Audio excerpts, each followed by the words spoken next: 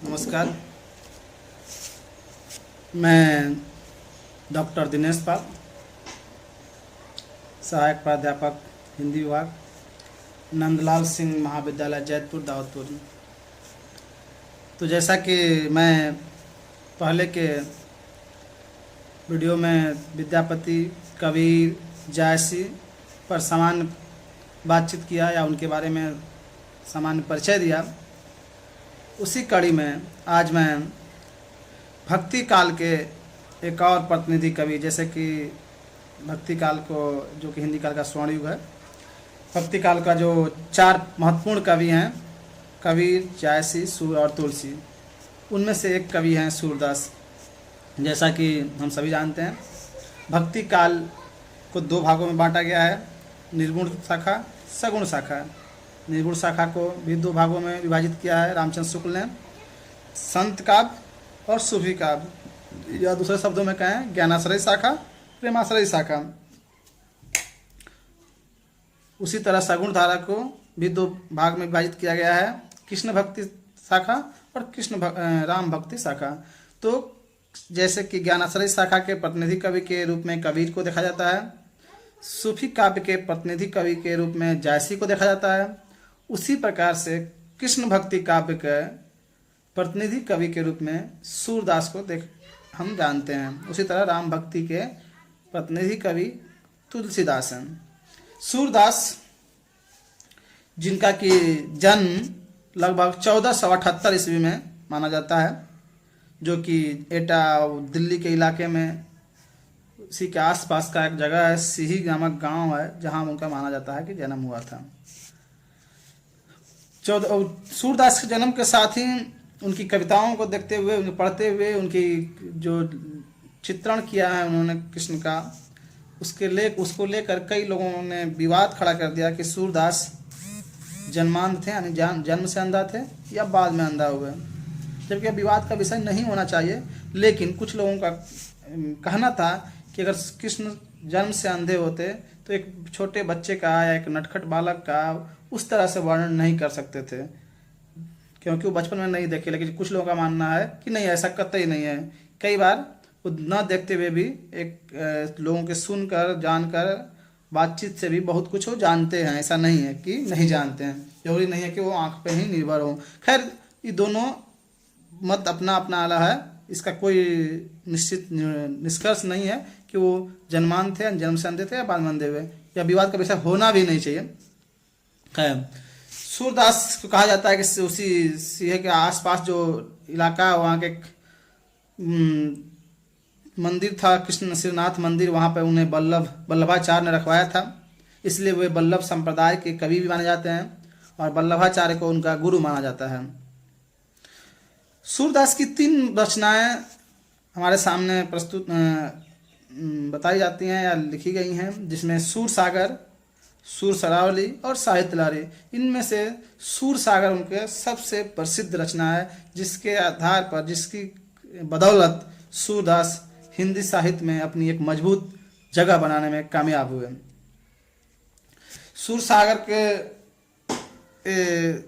जो उनकी रचना है, सूर सागर की जो गुणवत्ता है, उसके आधार पर रामचंद्र शुक्ल ने उन्हें रस सागर तक का डाला। सूर सागर को रस सागर का है, रसों का सागर हो गए हैं, क्योंकि उनकी कविताओं में ऐसा रस देखने को मिलता है। कृष्ण भक्ति काव्य में जो कवि हुए, उन कवियों में से कुछ कवियों को चुनकर, यानी कुछ कवि मतलब 8 कवियों को लेकर वल्लभाचार्य के पुत्र विठलनाथ ने अष्टछाप कवि का एक नाम दिया, अष्टछाप, जिसमें 8 कवि थे, जिसमें सूरदास, कुम्मन दास, परमानंद दास, कृष्णदास, नंददास, चतुर्भुज दास, चित स्वामी, गोविंद स्वामी आदि थे। उसमें भी सबसे प्रसिद्ध कवि के रूप में सूरदास को जाना जाता है, यानी अष्टछाप के भी प्रतिनिधि कवि के रूप में हम सूरदास को देख सकते हैं। वल्लभाचार्य जो इनके गुरु थे, वो पुष्टि मार्ग की जो स्थापना किए थे, उसमें भी इन्हें पुष्टि मार्ग का जहाज तक कहा गया। तो सूरदास जो कृष्ण भक्ति शाखा के कवि हैं, वह या यूँ कहें कि कृष्ण भक्ति शाखा कवि के सूरदास के लगभग ज़्यादातर कवियों या अधिकांश कवियों कि कविताएं जो है ब्रज भाषा में लिखी गई है, और सूरदास भी ब्रज भाषा को ही अपनी कविता का माध्यम बनाते हैं, या उनकी कविता भी, या गायन कहिए, कविता को गायन पद्धति में ही लिखते थे, बताया जाता है, गाते थे, तो भाषा उनकी ब्रज भाषा होती थी।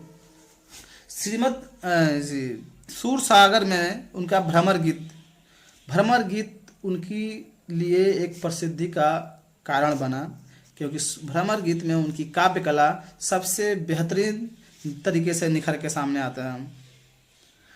भ्रमर गीत का जो है उपजीव जिस जो आधार है वह माना जाता है कि भगवत गीता है, श्रीमद् भागवत के 10वें स्कंद के आधार पे उस कथा की कल्पना सूरदास ने की है। उसमें होता क्या है कि श्री कृष्ण जब गोपियों के यहाँ से चले जाते हैं अपने राज दरबार में, बाद में उनकी गोपिकाएं उनसे रूठ जाती हैं, नाराज हो जाती हैं, मान रखती हैं कि वो आए फिर मनाएं, क्योंकि वो कह के गए थे कि हम जल्दी आएंगे, आते नहीं हैं, तो संदेशा भिजवाती हैं। तब कृष्ण अपने दरबार के विद्वान महापंडित जो भी कहें, जिस उद्धव को भेजते हैं समझाने के लिए। इसके दार्शनिक पक्ष के रूप में यह देखा जाता है कि उद्धव को कृष्ण भेजकर निर्गुण पर सगुण का विजय दिखाते हैं, ज्ञान पर प्रेम का विजय दिखाते हैं, क्योंकि उद्धव को अपने ज्ञान पे, योग पे बड़ा गर्व था, बड़ी अहम थी, अहंकार भी था कि वो इसे समझा ले जाएंगे या वही सबसे ऊपर है। कृष्ण उन्हें कहते हैं कि जाइए आप समझा दीजिए मेरे गोपिकाओं को कि वे प्रेम छोड़कर योग की तरफ मुड़ जाएं, और आते हैं उद्धव ब्रज में गोपिकाओं को समझाने।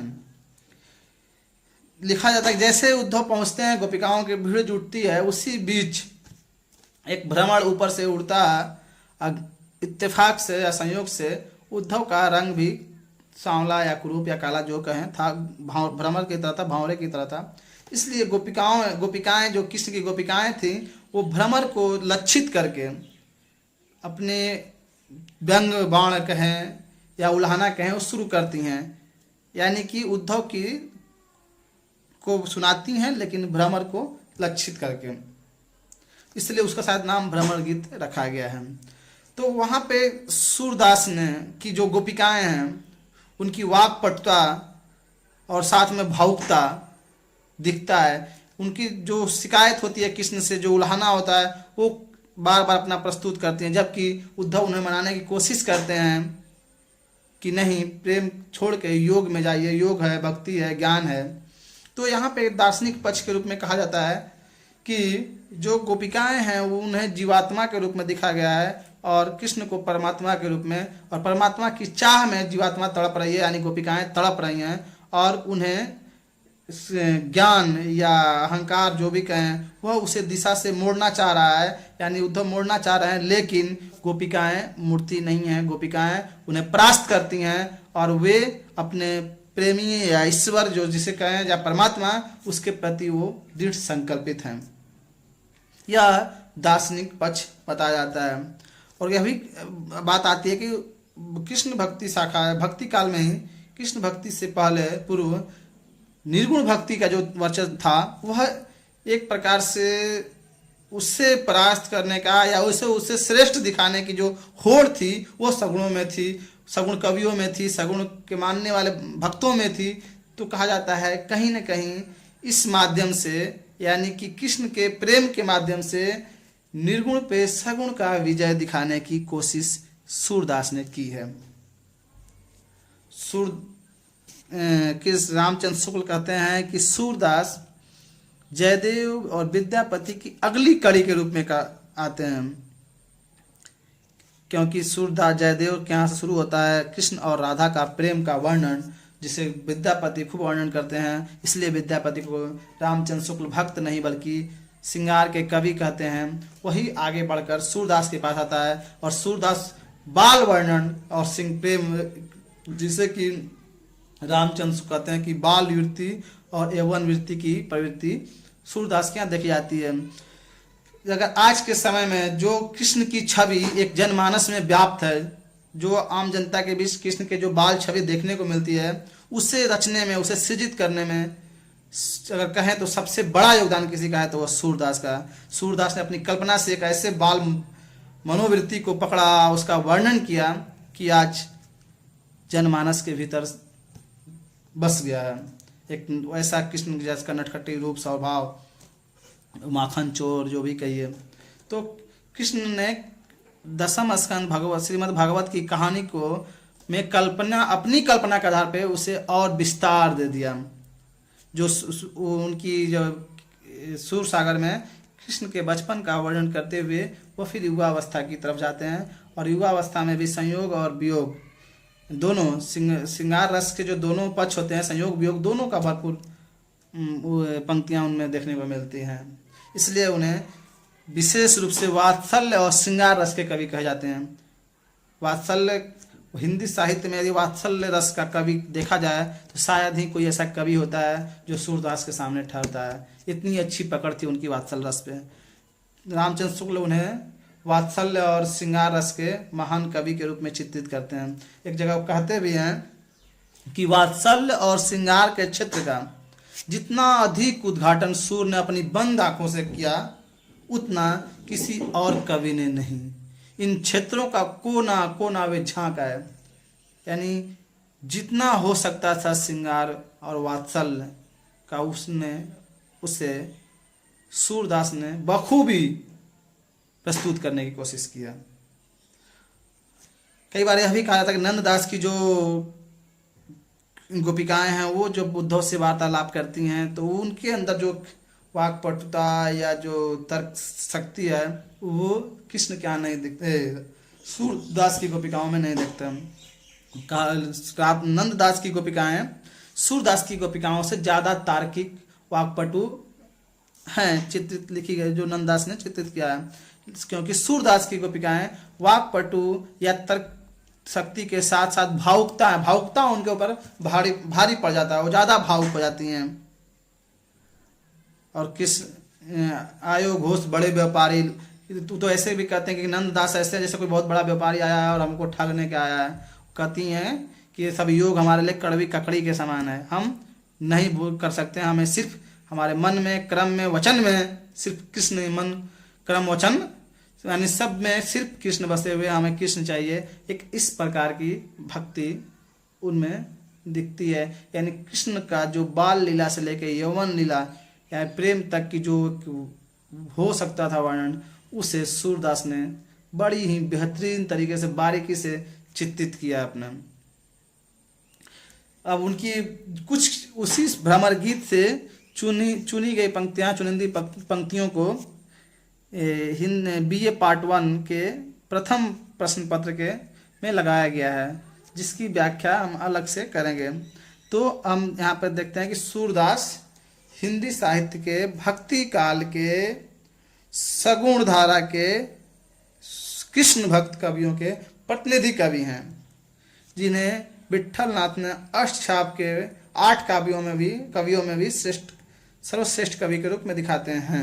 उस समय कवियों के बीच एक अलग ऐसी भक्ति थी जो कि राजा उन्हें मोहित नहीं कर सकते थे, लालच नहीं दे सकते थे। कहा जाता है एक बार अकबर ने कुम्भन दास को अपने दरबार में बुलाया तो कुम्भन दास ने बाद में लिख भेजा, कहा था कि हमारे दरबार में रहिए, लिखिए, पढ़ी जो भी। तो उन्होंने लिख पढ़ा था, हम संतन को कहाँ सिकरी सो काम, आवत जात पनहिया टूटे बिसर गयो हरि नाम। यानी हम लोग को दरबार से कोई लेना देना नहीं है। बाद में आगे चल के कृष्ण भक्त पे लिखने वाले कवियों में हमारे रसखान आते हैं, मीरा आती हैं, ये लोग उन्हें कृष्ण भक्ति को और समृद्ध करते हैं। तो हम सूरदास के बारे में यह सामान्य सी परिचय देखते हैं, जानते हैं, बात करते हैं कि सूरदास ने अपनी इस प्रकार की भूमिका लिखी, इस प्रकार की अपनी कविताएं लिखी जो ब्रज भाषा से में लिखी हुई हैं। वो भक्ति काल के कैसे कवि थे। अब हम उनके अगले वीडियो में जब आएंगे तो हम उनकी कविताओं की व्याख्या करेंगे, पे बात करेंगे। अगर कविताएं मिल जाती हैं तो जो उनके पाठ्यक्रम में लगाई गई हैं। यह मात्र सामान्य परिचय रहा है। धन्यवाद।